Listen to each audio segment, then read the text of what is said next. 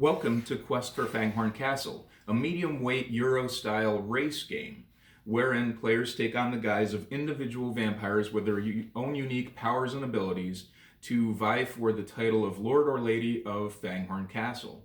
They do this in a great economy by taking victims, which gains resources, spending the resources to build sanctuaries, and by building sanctuaries, gaining large amounts of VP or vampire points.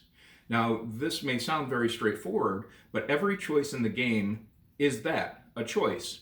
Many things have options. There's very few things that are just, +1 blood or +1 wisdom. Everything has options, which engenders strategy and discussion.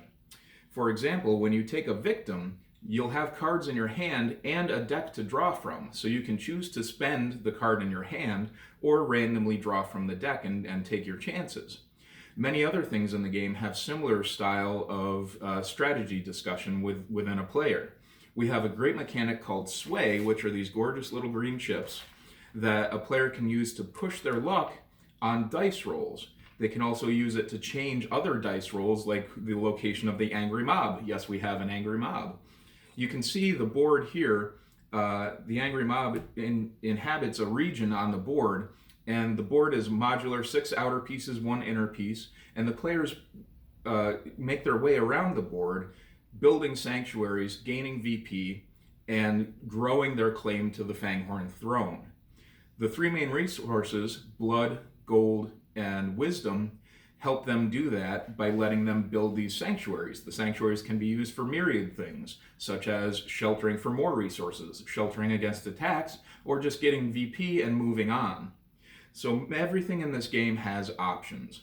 There are event cards, which allow players to build a unique asynchronous vampire with its own powers and abilities, even further from what they start out with.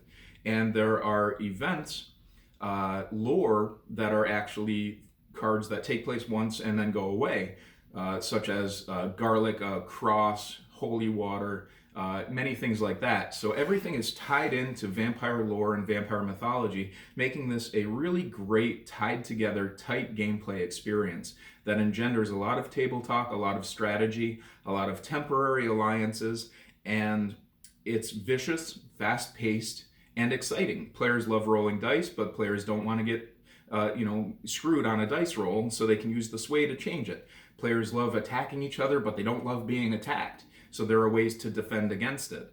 So there are myriad ways to play this game, and some of it's based off of strategically what you get as your starting vampire, but also players are empowered during gameplay to make their own choices and to do the best strategy they can to gain the resources in the fastest way possible to become the Lord or Lady of Fanghorn Castle. It's a great gameplay experience. I'd love to talk about it with you more, and I hope we can work together to bring this to table very soon. Thank you. This has been Quest for Fanghorn Castle.